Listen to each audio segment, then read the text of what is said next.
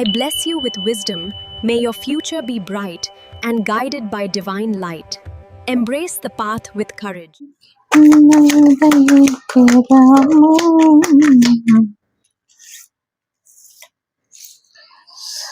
ಓ,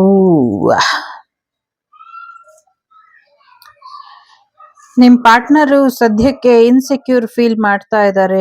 ಏನೋ ಒಂದು ಬದ್ಲಾಗ್ಬಿಡ್ತಿರೋ ಅಥವಾ ಏನೋ ಒಂದು ಅವರಲ್ಲೇ ಬದಲಾವಣೆ ಬರ್ತಾ ಇದೆಯೋ ಅಥವಾ ನೀವು ಬದಲಾಗ್ತೀರಾ ಅಂತನೋ ಅಥವಾ ಏನೋ ಒಂದು ಅವಕಾಶ ನಿಮ್ಮ ರಿಲೇಶನ್ಶಿಪ್ಪಿಗೆ ಬದಲಾವಣೆ ತರುತ್ತೆ ಅಂತ ಏನೋ ಹೆದರ್ತಾ ಇದ್ದಾರೆ. ಹಾಗಾಗಿ ಅವರು ಸ್ಟ್ರೈಟ್ ಫಾರ್ವರ್ಡ್ ಆಗಿ ಏನು ಹೇಳಕ್ಕಾಗ್ದಿರಾ ಒದ್ದಾಡ್ತಾ ಇದ್ದಾರೆ ಅನ್ನುವಂಥದ್ದು ಇದೆ. ಸೊ ಫೈನಾನ್ಷಿಯಲ್ ವಿಚಾರ ಇರಬಹುದು, ಎಮೋಷನಲಿ ಮತ್ತೆ ಒಂದಷ್ಟು ಲವ್ ವಿಚಾರದಲ್ಲಿ ಕಷ್ಟ ಆಗ್ತಿದೆ ಅವರಿಗೆ ನಿಮ್ಮ ಪ್ರೀತಿನ ಹ್ಯಾಂಡಲ್ ಮಾಡೋದಕ್ಕೆ ಅಂತ ಅನ್ನಿಸ್ತಾ ಇದೆ. ಸಮಥಿಂಗ್ ಏನೋ ಟ್ರಿಗರ್ ಮಾಡ್ತಾ ಇದೆ ಅವರಿಗೆ ಎನರ್ಜಿ. ಜೊತೆಗೆ ಒಂದು ಪ್ರೊಟೆಕ್ಷನ್ ತರಬೇಕು, ಅವರಿಗೆ ಪ್ರೀತಿ ಕಳ್ಕೊಂಡ್ಬಿಡ್ತೀನಿ ಅನ್ನುವಂಥ ಭಯ ಇದೆ. ಆ ಭಯ ಹೋಗ್ಲಾಡಿ ಅವರು ಒಂದ್ ರೀತಿ ಸ್ಟ್ರಾಂಗ್ ಆಗಿ ನಿಲ್ಬೇಕು, ಪ್ರೀತಿನ ಉಳಿಸ್ಕೊಳ್ಬೇಕು ಅಂತ ಪ್ರಯತ್ನನ ಪಡ್ತಿದ್ದಾರೆ. ಎಲ್ಲೋ ಒಂದ್ ಕಡೆ ಸಪೋರ್ಟಿವ್ ಆಗೂ ಇದ್ದೀರಾ, ಸಪೋರ್ಟಿವ್ ಲವ್ ಇದೆ.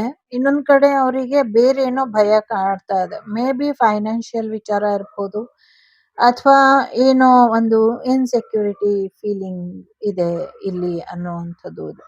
ಯಾವ ವಿಚಾರಕ್ಕೆ ಅಂದ್ರೆ ಬಹಳಷ್ಟು ವಿಚಾರಗಳಿದೆ. ನೆಗೆಟಿವಿಟಿ ಇದೆ ಕೆಲವರಲ್ಲಿ ಅವರಲ್ಲಿ ಆಗ್ತಿರುವಂತ ಬದಲಾವಣೆಗಳಿರ್ಬಹುದು ಅಥವಾ ಅವರ ಜೀವನದಲ್ಲಿ ಒಂದಷ್ಟು ಪಾಸ್ಟ್ ಎನರ್ಜಿ ಅಥವಾ ಫ್ಯಾಮಿಲಿ ಕೆರಿಯರ್ ರಿಲೇಟೆಡ್ ಇರಬಹುದು ಅಥವಾ ಫ್ಯೂಚರ್ನ ನೆನೆಸ್ಕೊಂಡು ಕೂಡ ಕೆಲವರಿಗೆ ಭಯ ಅನ್ನೋದು ಇರಬಹುದು.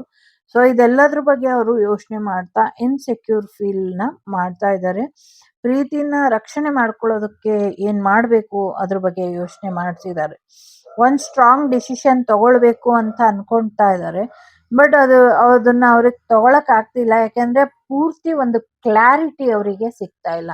ಆ ಕ್ಲಾರಿಟಿ ಅನ್ನೋದು ಅವರಿಗೆ ಸಿಕ್ಕಿದಾಗ ಅವರು ಆ ಒಂದು ಸ್ಟ್ರಾಂಗ್ ಡಿಸಿಷನ್ ನ ತಗೊಳ್ತಾರೆ ಅನ್ನುವಂಥದ್ದು ಇದೆ. ಕಾನ್ಫಿಡೆಂಟ್ ಆಗಿ ಇಲ್ಲ ಅವರು. ಒಂದಷ್ಟು ಕಾನ್ಫಿಡೆಂಟ್ ಆಗಿ ಒಂದ್ ನಿಮಿಷ ಇರ್ತಾರೆ, ಇನ್ನೊಂದ್ ನಿಮಿಷಕ್ಕೆ ನಿಮ್ಮ ಯಾವುದೋ ಒಂದು ಬಿಹೇವಿಯರ್ ಅವ್ರನ್ನ ಟ್ರಿಗರ್ ಮಾಡುತ್ತೆ. ಟ್ರಿಗರ್ ಮಾಡಿದಾಗ ಅವರಿಗೆ ಬೇಡವೇ ಬೇಡ ಈ ರಿಲೇಶನ್ಶಿಪ್ ಅನ್ಸೋದಕ್ಕೆ ಶುರು ಆಗುತ್ತೆ. ಸೊ ಹಾಗಾಗಿ ನೀವು ಮತ್ತೆ ನಿಮ್ಮ ಪಾರ್ಟ್ನರ್ ಒಂದ್ ತುಂಬಾ ವೈಬ್ರೆಂಟ್ ಎನರ್ಜಿಲಿ ಇದ್ದೀರಾ.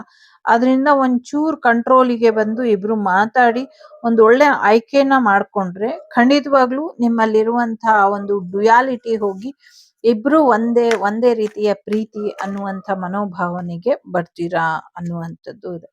ಸಾಕಷ್ಟು ಬದಲಾವಣೆಗಳನ್ನ, ಒಂದು ಹೊಸ ಶೈಲಿಯ ಪ್ರೀತಿನ ಮತ್ತೆ ನಿಮ್ಮ ಪ್ರೇಮ ಜೀವನದ ಇನ್ನೊಂದು ಫೇಸ್ ನ ನೀವು ನೋಡಕ್ಕೆ ರೆಡಿ ಆಗ್ಬೇಕಾಗಿದೆ. ಸೊ ರೆಡಿ ಆಗ್ತೀರಾ ಅನ್ನುವಂಥದ್ದು ಇದೆ. ಕೆಲವರಿಗೆ ಒಂದಷ್ಟು ಪ್ಯಾಷನೇಟ್ ಇದ್ದೀರಾ, ಎಕ್ಸೈಟಿಂಗ್ ಆಗಿ ಒಂದು ಮೆಸೇಜ್ ಕೂಡ ಬರುವಂತ ಸಾಧ್ಯತೆ ಇದೆ.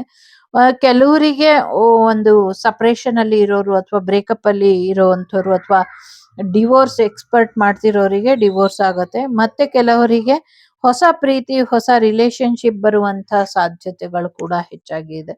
ಒಟ್ನಲ್ಲಿ ಒಂದು ಸುಳ್ಳು ಸಾಕಷ್ಟು ಬದಲಾವಣೆಗೆ ಕಾರಣ ಆಗತ್ತೆ. ಹಾಗಾಗಿ ಸುಳ್ಳು ಹೇಳೋಕ್ಕಿಂತ ಮುಂಚೆ ಯೋಚನೆ ಮಾಡಿ ನಿರ್ಧಾರನ ತಗೊಳ್ಳಿ. ಒಳ್ಳೇದಾಗ್ಲಿ ಅಂತ ಹಾರೈಸ್ತೀನಿ. ಒಂದ್ ಫೈನಲ್ ಕಾರ್ಡ್ ನೋಡೋಣ. ಎಸ್,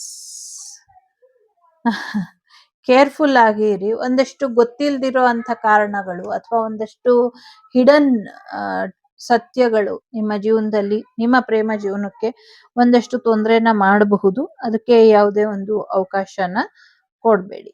ಒಳ್ಳೇದಾಗ್ಲಿ. Take care. ಬಾಯ್. ನಮಸ್ತೆ. The Shrivak Devi Tarot channel is so glad to see you again.